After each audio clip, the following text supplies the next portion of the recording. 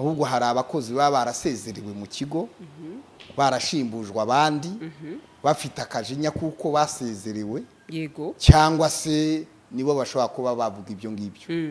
ntabwo ndimo yirukanye ntabwo ndimo yasezereye nta nubwo wenda reka nikure no mubo yambuye kuko ayo mvuga ko andimo ntayemera. yego urumva cyane cyane ko uwo mwenda utatubujije kuba twadiringa ibindi. So urumva rero abo yaba yashyize muri iyo kategori niba abandi batakibonana nawe niba abandi basimbize ariko umujinya wenda rekana nabisobanure ni bagenzi banjye.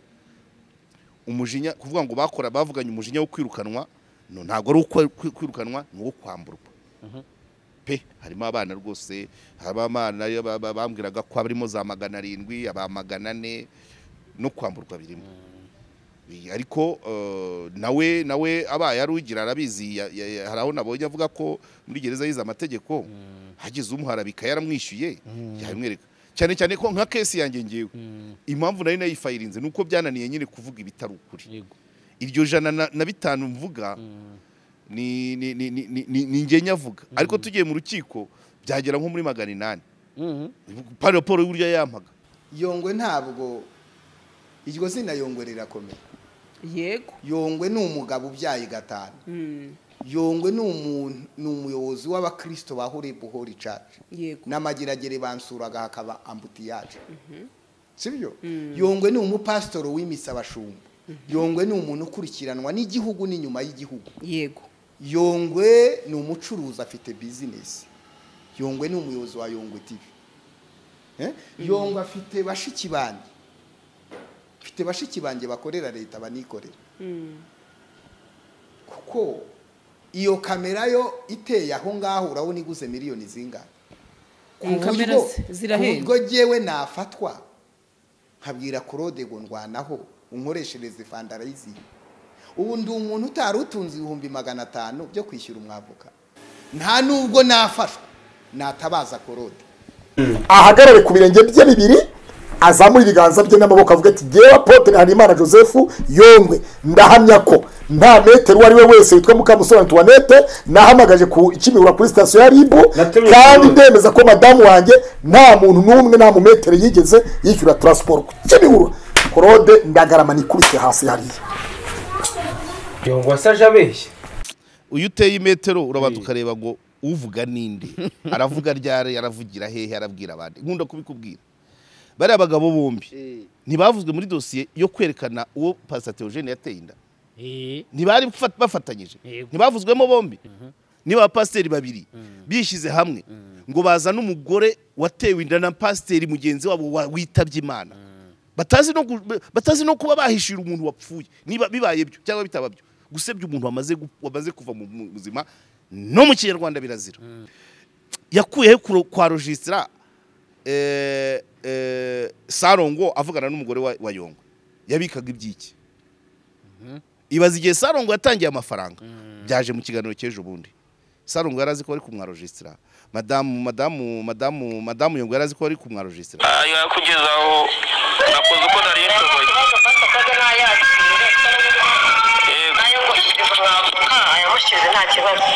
Yego agomba gukonfirma ko nawe wabimenye ukabimenya ko amafaranga burya nta mwizerwa yabamo. Oya umuntu yakwitanga gutyo atari umwizerwa. Yego nta kibazo kuko tuvuganye nta kibazo ubwo ibindi arabikemura. Yego mugenzi barakubwiye ati ntabara shakira umwavoka urabitse uzanye hanze. So babuze d'abord babuze ubunyarwanda babuze ubugabo babuze ubu pastor. Nta munyarwanda umena bene ayo mabanga kandi CLAUDE yari yangaje nta kintu avuganye na Yongwe. No ndakubaza ninde wamutumye kubishyira hanze ibyo umaze gukora unjyaniye umwana kwa muganga ni ngombwa ubizane kuri kamera. Yiyangaje ku muntu usanzwe ari inshuti ye baziranye ku byiza n'ibibi including case yo kwa Pastor Theogene. Habyumva niba baziranye ku ma operation nkayo y'imyanda n'ayisuku kucyamuvamo. Urumva igituma mwitabaza operation yo kwa Theogene bari kumwe sibyo zitaye urunyana. Alright, JALAS Official TV twongeye kubana namwe turabasuhuje kandi tubifurije ibihe byiza amahoro y'Imana bane namwe twizere ko icyumweru mu gisoje neza cyane mukaba mugiye kwinjira muri weekend muryoshye ndabona Karegeya we agisoje neza mu bundi buryo ntago ari kugisoza komuteri kaba kagihara ariko ko wagirese akaguruko kandi ngo wagisoje oya urumva ndimo ndinjoyinga akajya gusa n'agakonje ariko ngiye ntago ari konje ntago ari konje public ni konje technique n'umuntu agombaga gukora nuko ari ibibazo biri technique biraho nkorera urumva itangazamakuru yawe ibimeze nta konje ngira nzajya nsaba y'ukwezi ariko nanaruhutse igihe kinini nta n'impamvu hari igihe kinini nakoreshaga amasaha atari munsi ya 3 ku munsi ariko ubu ngubu nibura kabisa noneho sinzi kabisa hari igihe kinini tutakoze reka nkubiteho nk'indi myaka nk'itatu yo gukora mbese nibura amasaha atari munsi y'10 ku munsi none umuntu njye muri ka pension neza ako kajana ko muri RSSB batangire bakanagire njye n'injoyinga ko ngako kabisa nta birenze ijana rirahagije kuri déplacement n'iryo n'iryo ni ibyo ngibyo wamugana umuntu abagomba guteganyiriza izabukuru kuko nazo nta umuntu yazikwepera ni ngombwa ni ngombwa kabisa.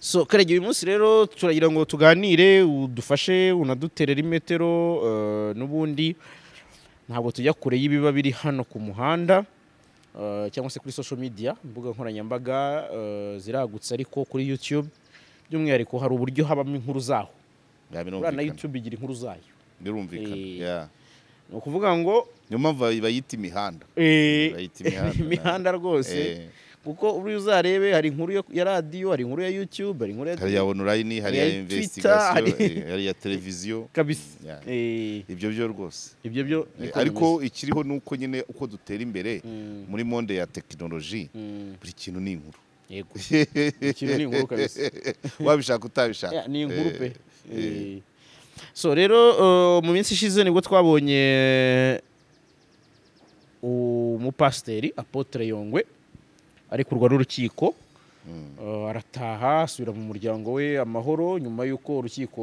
rumuhaye igihano cy'umwaka umwe usubitse no gutanga ihazabu y'ibihumbi 750. Apotre Yongwe arasohoka akora interview ari kuri gereza yari yakiriwe n'abarimo Ndimbati Pastor CLAUDE n'abandi bagiye batandukanye yakiriwe n'abanyamakuru benshi kuko abuhereyeho bose ntabwo ari abanyamakuru yego ariko ntacyo arangije aravuga ati ndacyari Yongwe wa wundi ati ntaho nagiye ndi Yongwe ngiye kubona mbona abakoze ikiganiro kuri Agasaro TV avuga ku rugendo cyangwa ibihe yanyuzemo afungwa ariko mbona Yongwe yanyujijemo akantu ko kwikoma abantu bamuvuza afunze Karegeya nawe uri mu bavuze kuri Yongwe kandi yaramvuze se yavuze abamukoreye bamuvuzeho okay bazi ikibazo neza numpa ijambo ndakubwira nyine icyo naho nari mpereye kugira mbisasire nkumvishe impamvu nshatse kubikubazaho kuko yaravuze ati muri abo ngabo bamvuze hari nabo nagaragaza impanyandiko zigaragaza ko birukanwe basezerewe ntabwo ndimo nta nubwo yansezereye yatinze kumpemba ndataha ntabwo muri abo sindimo nabo mubajije yabikubwira ntabwo ndano ngo nisobanure ku bya Yongwe nanakubwiye ko mbere yuko afungwa twari mu zindi negotiation kandi byapfuye byishwe n'utuntu tubiri kuko ayo namwishyuzaga ibihumbi 150 atabyemera byambere ibyo turandemera kubyihanganira ariko noneho mu gutangira akazi musaba avance nagomba arakambwira rero ngo nintangire kuwa mbere iyo avance azayime kuwa 4 ndamwangira urumva kuba twari mu mikirano twahoraga dusangira ibyaye ahantu henshi nta kibazo ibihumbi 150 ntago byateranya abagabo babiri rwose kandi kwa Yongwe ntago yigeze anyirukana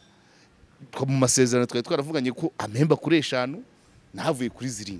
yego nayo mafaranga 105 mvuga harimo iminsi 3 nakoze muri uko kwezi nasezeyemo kugera kuri iyo tariki ya 7 nandi y'iminsi 4 yari yarankase nagiye kuri tere mu kazi ni icyo gihe cy'ufete impamvu tutabyumvise kimwe nuko yavugaga ko navuyeyo oya yankase nagiye kuri tere ngiye nkavuga nti nta munyamakuru baho atagira tere kuko abagomba kugira amakuru none icya kabiri nkanamubwira ngo mu masezerano urankata kontra ko ari imbumbe utangiye gucamo ibyiciro gute fayiri irahari natangiye no gushaka kubiburana ariko nta kibazo ngewe ntago ndi mubo ntago yanyirukanye nge nikuye mu kazi nanamushimira by the way kuko niyo televiziyo ya mbere nakoreye ushobora gusanga n'ubu wenda kuko bwa mbere nari ngaragaye kuri televiziyo kandi namukoreye amezi 7 nyuma mpavuye icyatumye rero musezera nuko nabonaga bintesha umwanya n'uwakampaye akazi akaba atakama avuga ngo nkora kwa Yongwe ndavuga rero reka mberereke mberibre niyo yamezi nakubwiraga nabayeho nduguka umwanya ariko icyo gihe amaze kundibera maze kuba libre nibwo flash yahise intwara muri Newslab naho mpakora 4 yego babyumva kandi ho nahakoze nkorana ntuza na BNB urumva rero ko TV10 yankuye kuri BNB na flash so urumva nawe hari uruhare yagize ariko ntabwo ndimo yirukanye ntabwo ndimo yasezereye nta nubwo wenda reka nikure no mubo yambuye kuko ayo mvuga kwa ndimo ntayemera yego urumva cyane cyane kuba mwenda utatubujije kuba twadiringa ibindi so urumva rero abo yaba yashyize muri iyo kategori niba abandi batakibonana nawe niba abandi basimbize ariko umujinya wenda rekana nabisobanure ni bagenzi banjye umujinya kuvuga ngo bavuganye umujinya wo kwirukanwa ntago ari kwirukanwa ni wo kwamburwa pe harimo abana rwose abamana bambwiraga ko abarimo za 700 aba 400 no kwamburwa birimo ariko nawe abaye arugira arabizi haraho nabonye avuga ko muri gereza yize amategeko hagize umuharabika yaramwishyuye yamwereka cyane cyane ko nka case yanjye ngiye impamvu nari nayifayirinze nuko byananiye nyine kuvuga ibitari ukuri iryo 105 mvuga ni nge nyavuga ariko tugiye mu rukiko byagera nko muri 800 par rapport y'urya yampaga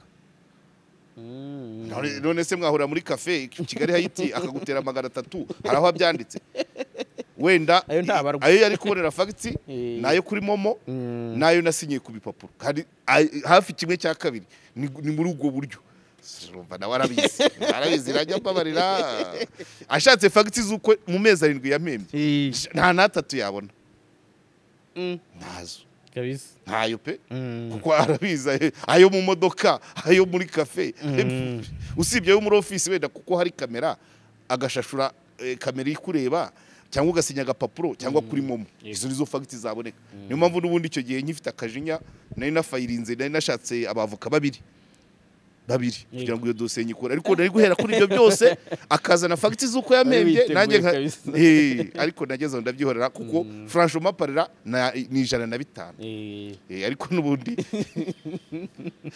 byari hafi kuzayama urumva kuko yarari kintereta ngo subire gukorayo ariko yambwira nakwibuka ko nahavuye kubera kudahembera igihe ndavuga nti n'ubundi subiye muri bya bindi akaduta ngenda buki ariko icyo gihe yampavance numva hapfuye byishwe n'iminsi 2 yashaka ntangire kuwa mbere avance ayimpe kuwa 4 ndavuga ni oya tuzakora kuwa 4 wayampa hanyuma ubwo bigera hari ibyahindutse aha so nako ngako nari mbanje kukubaza kuko wenda ntabwo ndimo pe ntabwo ndimo nawe n'ubu bamuhamagara cyangwa nkihamagarira ntabwo ndimo ntabwo ndimo cyakabiri sinamuvuzeho nabi byanjye mvugisha ukuri idosiye muri dosiye ya Yongwe icyo navuze ni ikihera kikaga papuro umuntu wo muri Amerika yamaye nkakajyana kuri RIB sibyo bitwaye abo yavuze na abatanze ibiganiro bamusebye ngiye namuvuze ukwari arabizi ibyo twaganire byose nta na kimwe nahindura hagati yanjye nawe nibyo 105 niyo mishyano yo kugira ngo tube twakongera gukorana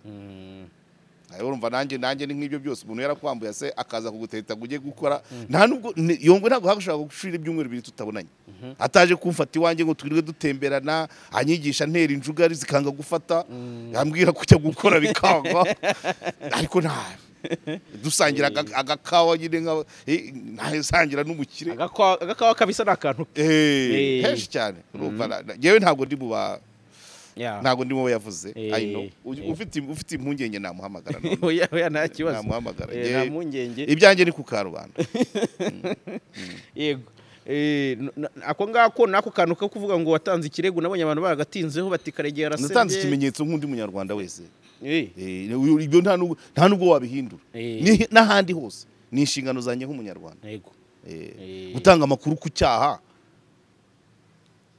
nta bitangaza birimo c'est vrai nuko mbaho kandi cyane cyane ko na Yongwe yaburanye yembera none se nyine iyo cyese niyo ntago ikimenyetso cya fake kandi byaranamuhamye nta birenze pe kandi abigize birebire nanjye nako gapapuro nakamo nese nagatanze nibakakire ntiharimo amazina yese na nimero nta birenze kandi urumva nanjye byari nko gushinyagurira umurambo ariko byari ngombwa nyine ngo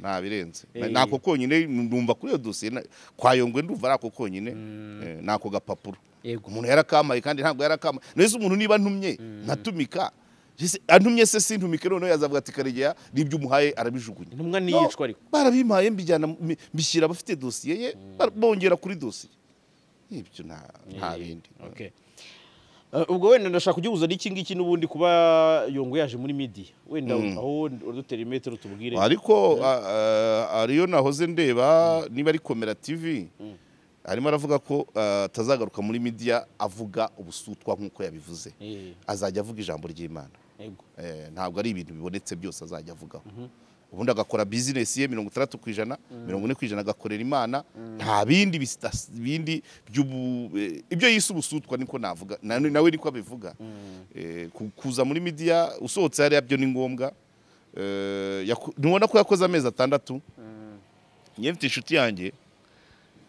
inshuti yanjye yafunzwe ukwezi ariko inkuru zo muri gereza yazivuze hafi amezi 8 mfite nundi nawe ntari buvuga izina kuko we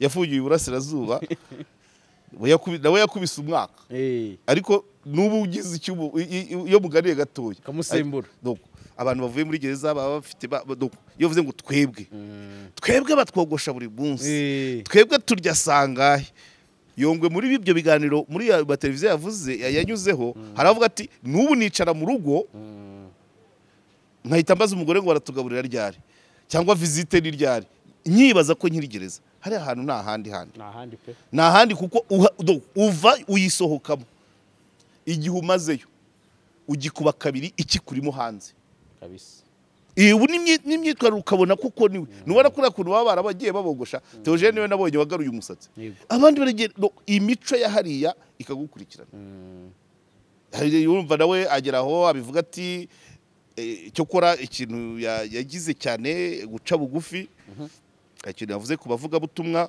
avuga atarabubona ubupasiteri bwe nta koru y'abapasitori ntayafite bibiliya ntayafite na content yo kubwira abakristo ntayafite atabo ngabo avuga ati nitandukanyije nabo nkabateka mutwe arongera avuga ati nagezeyo mbona abari bafite ibirokoroko abari bafite amafaranga ati imodoka narayitaye ngenda muri kandi kameze nka frigo ayo ni amaterimeye cyane kameze nka frigo ati nubwo kaba karimo ventilateur ati nasize imodoka nzima ati ubumbona ikimodoka ku muhanda nkabona ari ubusa nabona ikizu mu kibanza nkabona ari ubusa ati nkurikije abantu nasanzeyo urabyumva kabisa ni nko guca bugufi kwa imirite atigezeyo nabonye abantu kategori zose hanyuma arapowa ubwo rero muri rangaje ye ikiganiro cya nyuma asa naho avuga ko nubwo yakiriwe yavuga ati abantu barasuraga hakaba mbuteyaje muri parikingi ya gereza ati umunsi mfungurwa abantu baraje ariko kuba wagira icyo uvuga nanone ntago wasohoka hano hari ngo ugende gutyo utavuze ariko ibiganiro amaze gukora agenda avuga ko agiye kubigabanya ubundi The Vibe yavuze ko izahinduka The Vibe Gospel TV.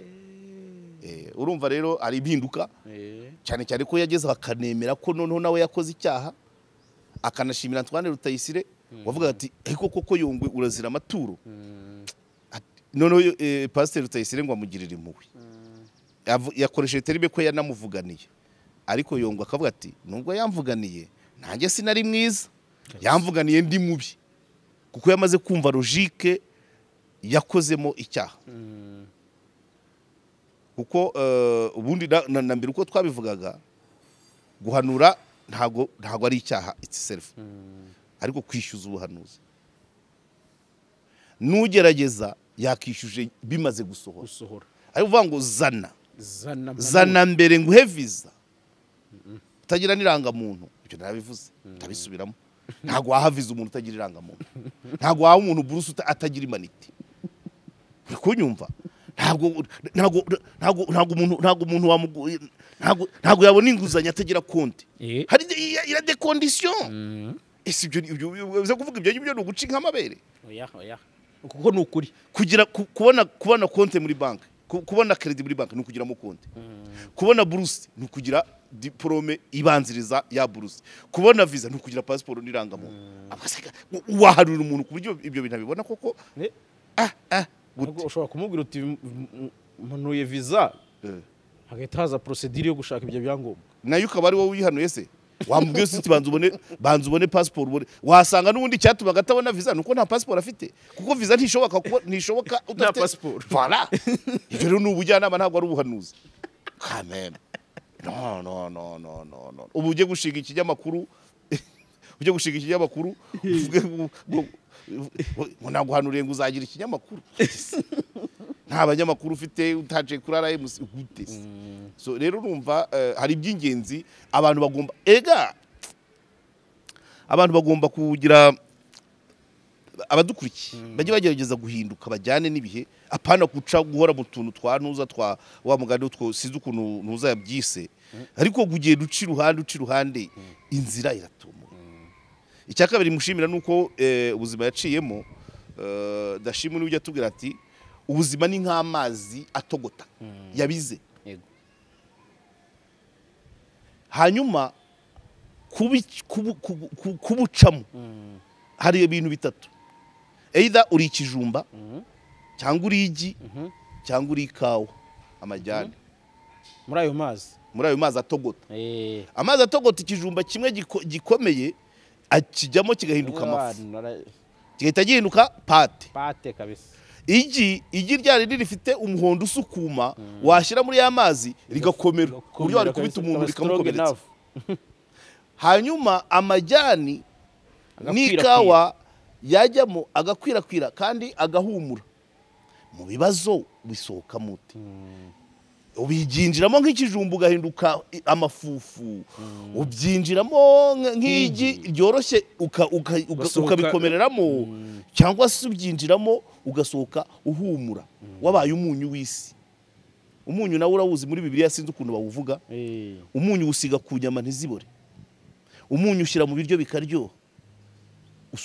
Uko gusohoka uri umunyu w'isi niyo ya kafe kagakawa kava mu mazi abira. Amazi abira yatwitse ikijumba, yagihinduye yafashe igirira rikomeza, ariko yo kanahumuye.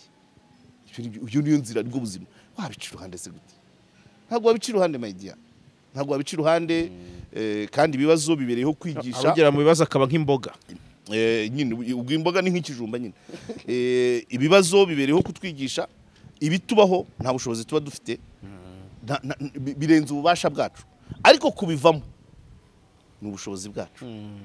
Ibyo rero ni ibyo ari ukwigisha. By the way, iriya nkubiri gereza yarakiriye uriya mwaka, habaye inkubiri Theogene, Jean Paul Gakiraraje, Bamporiki, Yongwe, Gasana, Prince Kid. Ubundi bira byakabaye isomo, nubwo numvise we imyemerere itandukanye n'iyanjye.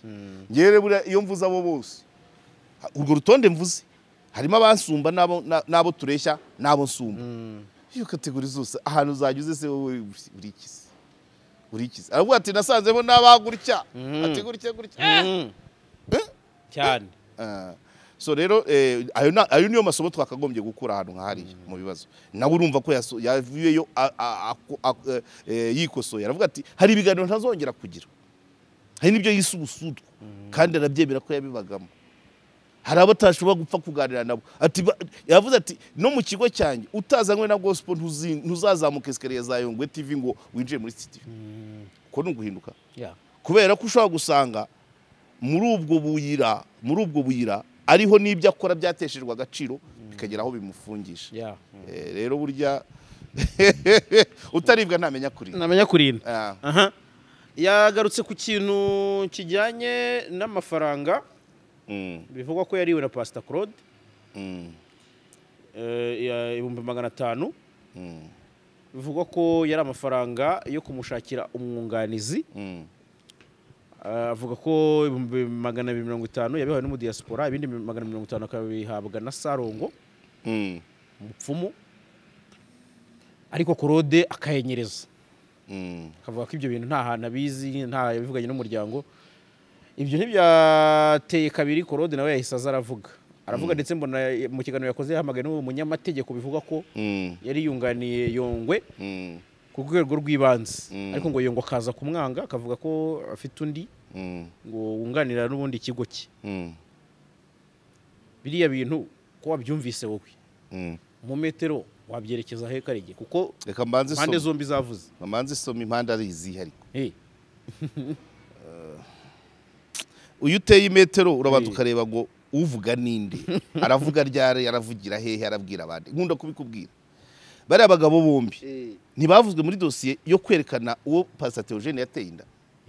Ntibari bafatanyije, ntibavuzwemo bombi nubwo ntafite facts, ntibavuzwemo bombi. Pastor Theogene amaze gupfa bakajya gushaka uwo bavuga ko yateye inda, bari bakiri kumwe. Aho ni hamwe, izo ni imetero. Hanyuma hari indi intersection utigeze umenya. Yongwe Theogene na Gakire nigeze kujya mbikubwira. Muri intersection yabo ari abantu hagaragaramo umuntu witwa Nzizera Aimable. Ubwo mbishyize hano. Noneho Pastor Claude nawe ku giti cye avuzwe kwande kwa Mutesi na Rusagara, avuzwe kwa Yongwe. Njye nakubwiye ko nubwo ari inshuti yanjye, ni inshuti yanjye mu rugero, kuko nakubwiye ko yaneze telefone nabiriya byose yaroproduce. Ese yakuye kwa registra Sarongo avugana n'umugore wa Yongwe, yabikaga ibyiki? Ibaza igihe Sarongo yatangiye amafaranga byaje mu kiganiro cy'ejo bundi. Sarongo yarazi ko ari kumwa registra, madamu Yongwe yarazi ko ari kumwa registra. Ese da isomo rya mbere, bombi ni bari abakozi b'Imana bari gutanga barera mbuto ki mu bantu. Niba abapasiteri babiri bishyize hamwe ngo baza n'umugore watewe inda na pasiteri mugenzi wabo witabye Imana, batazi no kuba bahishira umuntu wapfuye, niba bibaye byo cyangwa bitaba byo, gusebya umuntu wamaze kuva mu buzima no mu Kinyarwanda birazira, nkanswe ku bakozi b'Imana. Iyo so operation imwe bafatanyije. Claude ku giti cye, operation ya mbere yo kwa Mutesi bavugana uko bateretanye amakanzu y'iryitanu, sokana ibiki n'ibiki, amapasi, ibyo byose byagiye hanze hagati yaki y'abakozi b'Imana. Uri kumva aho inzira igana, aho abo nibo bakabaye intangarugero muri societe. Nta gitifu w'umurenge ndumva ajya mu busutwa nk'ubwo avuga mugenzi we, avuga ati nyamara ati buriya nyamara ati gitifu wa Karembure, gitifu wa Karembure buriya namupangiye umwana we yabuze ishuri. Ibyo ntago babijyamo. Abakozi b'Imana nibo bataye umuco bwa mbere bwo kuvananamo. Icyo ni kimwe, abakozi b'Imana. Icya kabiri, abagabo nyabagabo. Claude yagiye muri diru ya Yongwe kumushakira umwavoka. Yongwe yaba yabimusabye yaba atabimusabye, ntago ari byo kujya ku karubanda. Uri kunyumva? Njyewe nawe tubanye hano mu kazi, uri kunyumva? ariko bituma tugira n'ubundi buryo tubana mu ngo zacu Yego. umuryango wanjye urawuzi n'uwawe ndawuzi ntabwo ari ukuvuga ngo umunsi ngo JALAS official na Karegeya Omar pano zashwanye ngo tujye no mu miryango yacu Yeah. ntabwo ibyo ko busi zose twakinanye ndizera ko utazishyira hanze ngo kubera ko twashwanye Oya. sibyo se Ibyo aba ari ubu ibitangazamakuru twakoreye uko bingana urabizi usibye ngo mvuga ibyo 150 ahandi hari ikibazo wari wumva mvuga igitangazamakuru nakoreye Oya. mugenzi wawe arakubwiye ati ntabara shakira umwavoka urabitse uzanye hanze so babuze d'abord babuze ubunyarwanda babuze ubugabo babuze ubu pastor nta munyarwanda umena bene ayo mabanga kandi Claude yariyangaje nta kintu avuganye na Yongwe. no ndakubaza ninde wamutumye kubishyira hanze ibyo umaze gukora unjyaniye umwana kwa muganga ni ngombwa ubizane kuri kamera Ntabwo ibyo namba. yiyangaje ku muntu usanzwe ari inshuti ye baziranye ku byiza n'ibibi including case yo kwa pastor Theogene urabyumva niba baziranye ku ma operation nk'ayo y'imyanda n'ay'isuku kucyamuvamo urumva igituma mwitabaza operation yo kwa Theogene bari kumwe sibyo zitaye urunyana umwe banjemo kuko wasanga nundi okay umwe agiyemo undi ati shakira umwavoka niyo hari kubanza undi niko byari kugenda ariko se byanditse hehe mu myemerere yabo kubizana hanze ese umugore Mukakarisa Bibiane umugore nk'uwaza muri dosiye metre Mukamusoni Antoinette aza muri kamera gute abagabo babiri barumvikanye ati shakira umwavoka nguzi kuburanira abastari amuha proposal ya mbere yamuhaye waburaniye Ndimbati yitwa Ernest amuha waburaniye Preskid yaburaniwe nande ati we nta nimero mfite amanukura avoka bose baburaniye abantu b'abastari birangira muhaye uwo Mukamusoni Antoinette nawe watega moto ni amazina manini kabisa bande nago nibuka neza nyewe n'abanyapolitika yes ariko ati aza kuri moto umugore wa Yongwa bari we wishyura moto patati muri ibyo ayo madiru yose Yongwa yari yamutumye ngo ibyo turi gukorana byose uzabishyire hanze oya ako Claude yabivuze nyuma y'uko ibyo Yongwa avuze no icyaba cyose eribwo n'umugore nakwimuzagera ubivuge icyaba cyose quelque soit des conditions ntabwo ibintu mwagiranye hagati y'abantu babiri cyangwa hagati ya famille ebyiri ubishyira hanze ngo nuko habaye ikibazo cyakoze icyo kirazira kikazirizwa inzira zose twaciyemo inzira z'urungano ni nyinshi cyane n'amashuri itorero urimo aho ukorera ndetse n'intambara aho hose ni iwabo w'urungano Yongwe niba ari urungano rwa Claude aho twanyuze hose tugere tumena ushyire hasi bise byaba bimaze iki ese nongere nkubaze Jara iyo Yongwe aza kumenya ko Pastor Claude azabishyira hanze niwe yari gutuma suko byari kuruzwa gahamagara JALAS cyangwa njyewe cyane rwose babuze ubunyarwanda babuze ubugabo babuze uvuga butumwa uriya si umuco ntabwo ari umuco ngo ni ibintu byari ikitse abagabo zikare bose gaye bavuga cyane aba bavuga butumwa jya byogeraho abagabo oya ibintu ni bitatu kuba umunyarwanda kuba umugabo kuba umunyamwuga mu byo ukora cyangwa kuba umunyarwandakazi ukaba umugore ukaba n'umunyamwuga mu byo ukora bariya bo byose barabibuze hari n'umunyarwanda utarakandagiye mu ishuri utamena ibanga rimeze kuriya kabisa noneho kuri mena hari n'ibanga umanera umuntu mu gutwi cyangwa muri bingaro y'akabari ahangaha isi yose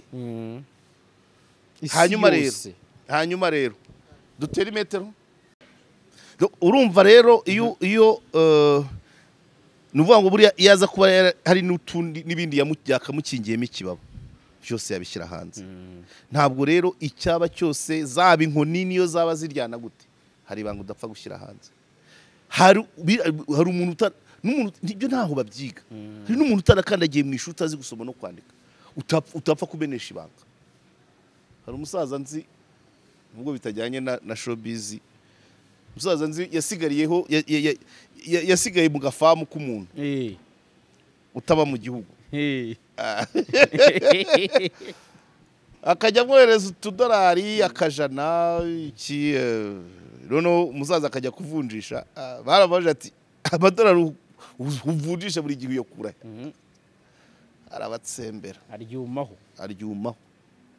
So rero ikitwa kumena ibanga kirazira kikaziririzwa, umuntu aba yari kubikije akwizeye, ntabwo bavuga ngo isaha n'isaha ngo nzabishyira hanze. Ikiza nuko nyine byose ni nabwo busutwa yagize ya Yongwe yisi busutwa.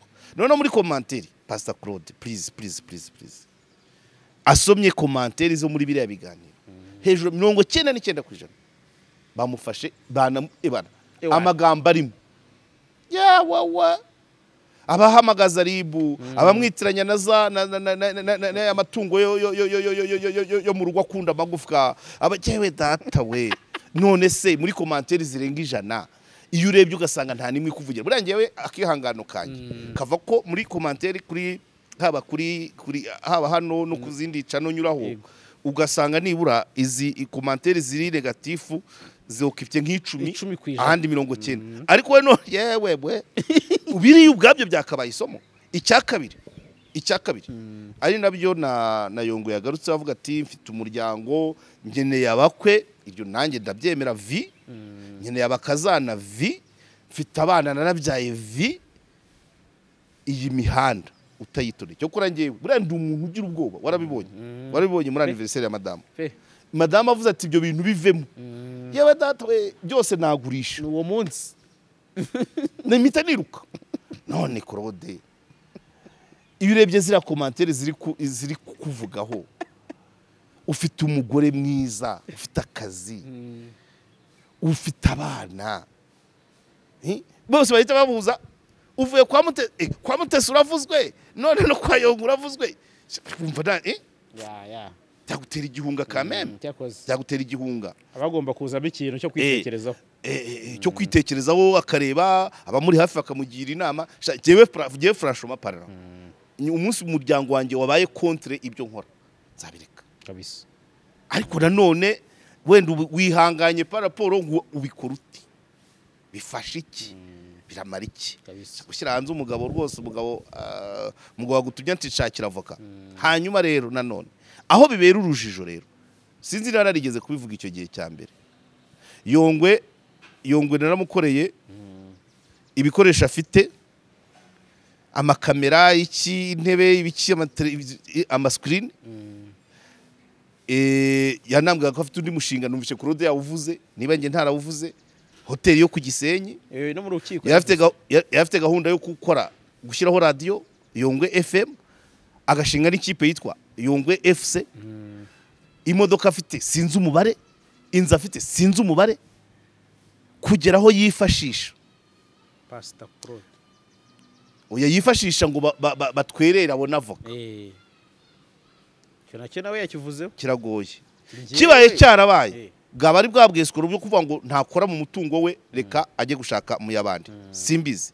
Ariko rero kibaye kitarabaye, ikigaragara cyo Yongwe ntago yabura amafaranga umwavoka na 5 yabafata kabisa. Hoteli ndayivuga nyizi mu nyandiko no mu mafoto, ariko ibikoresho byayo byacaga hariya. Ntabwo rero numva ko Yongwe icyo kintu yavuze muri ibyo bintu ngiye nawura 500, ahubwo se nge nayabura, nubwo ari databuja ngo ndi umukozi we nge nayabura. Hanyuma se najya nakwifashisha umuntu utazabika nibanga. Nese Yongwe yavuze ko afite bashiki be bakorera leta, afite baramubi, afite bana, afite inshuti, afite kujya gufata ya Sarongo, ahubwo Sarongo nabimenye akurikirana niba amafaranga. Ariko nanone Pastor Claude yazanye audio Sarongo avugana na muka Yongwe, amwe ati muka Yongwe narabwa ati rero umuntu ugira ubufasha nk'ubwo ntiyagira gute, ntiyabumwese, sinzi kuri yavuze, ntiyabumuriganya desa senkane. Yongwe Sarongo nawe ibintu by'amafaranga bigira impfugishi, ayaha KLAUDE ariko amenyesha Mukayonga naho ruzingiye niba twereka ukuri amafaranga aracyari kwa KLAUDE cyangwa yagiye kwa Mukakarisa Bibiane muvugiye ko yakunda mwumvisaho so rero urumva still nanone no ntago byakagombye rega iyo saga Antoinette ariko nawe yemeye ko yishyuwe yego iyo saga ntiyakabaye mu biyita abakozi b'Imana iyo twakayumvise mu bantu basangira icyuma mbananga kuvuga izina abasangira icyuma ibyo byabaho sibyo abakina na karere ibyo byabaho abasangira ibijumba byokeje abotsa na runonko byakunda abaragirana ihene byakunda niba abantu badashobora kubika ibanga babikijwe na bagenzi babo abantu bazabagiramo ikizere bahereye kuki ntacyo ni ikibazo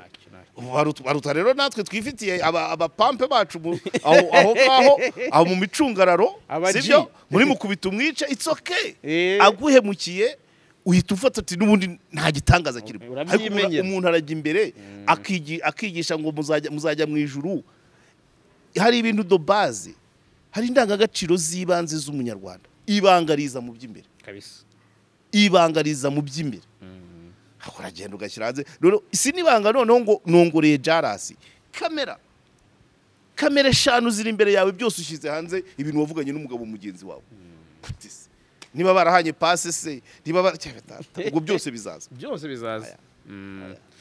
icyo cyo hari abaragaragaye kandi nkunda kucrosinga mvuga ngo nidukomeza kugira abantu bameze kuriya umurimo w'Imana uzagorana kuwukora kuko abakabaganye bahita bavuga ati se uriya muntu utagira indangagaciro za kinyarwanda ntagire za kigabo ndamukurikira ngo bigende bite nta nama yakugira numugisha inama zabivuga zagushyira kuri kamera ikibazo hari utuntu tubiri nashakaga ko wenda tubwiraho ikintu gitoya tugahita dusoza ko ndabona n'izuba ritoroshye ikijyanye no kuba yavuze ko yafashwe nta watanze ikirego hakaba n'ikindi kintu yavuze ko yazize kuvugisha ukuri icyanyuma wenda birashoboka iyo uburana bisaba kubeshya iyo uvuze ukuri byanze bikunze kiraguhama we yavugaga ko yazize kuba we yaraje akabwiza abantu kuri ko amaturo aribwa ntabwo yazize kurya amaturo yazize kwaka ikiguzi ku byo yemerera umuntu amaturo yandi aza mu gaseke se niyo yariye ndetse nihamagaraga abantu wabuze visa wabuze umugabo zana amafaranga gute se wabaje ukamuha umugabo se yamara kubyara ukazajya kwishyuza cyangwa akagutura uwo mwana cyo nicyo kibazo ariko nanone kuvuga ngo icyambere ruvuze ikihe iki cyaje no kuvuga ngo yafashwe nta watanze ikirego siwe wa mbere data manager abanyamagabe yagiyemo cyatanzwe nande ndimbati cyatanzwe nande siwe wa mbere icyaha iyo cyabaye mu gihugu muri mandate ya RIB harimo kugenza icyaha aho kiri yizanye cyangwa ihamagajwe byose biremewe ntabwo ari ngombwa ikirego nubwo bagera ku byagena wa mugabo bati twategereje ikirego turakibura ntacyo muzabona ariko ndabizi neza ko hari aho muzagera umwizane nimureba muri scope y'igihugu cyose mukareba urubyiruko n'abana bari gukura muzizana mu kibazo kuko ntabwo Karegeya se ni ejo nzapfa ariko ibyo uriya muntu abiba bizaguma mu banyarwanda bizabagore mwebwe nzego muzizana mu kibazo ntabwo Karegeya azakibazanira icyo cyo mukimenye kandi sinjya impindura iyo narrative nibive kuri Karegeya ariko se da kugiye kunuka nta kibiri nta nkovu y'uruvugo ariko se urigisha ibitutsi no kuragira ku gasozi tutakiragira kera bavuga ko hatukana abashumba urabyigisha abana bari gukura ese wowe muntu ukora mu rwego urebera umwana wawe uzumva kira gitutsi batutse Karegeya ukazumva gitukana iwawe agituka umukozi cyangwa agituka murumuna we na mama we pourquoi pas nawe nibwo uzabona ko ibyo uri guhishira bifite danger public nge bangiriye inama kenshi ngo nta gukira nakiregera ariko bareberere rubanda cyangwa bumve ko nabo babyara umwana wawe afite telefone ari kuri chat ari kumva aho bandagaza Karegeya urahura bishinzwe urakanuye gusa umwana wawe nakigutuka nibwo uzumva uti buryo iyo nkiza Karegeya wakagombye kuntabara nawe witabara mwakoze cyane wakoze pe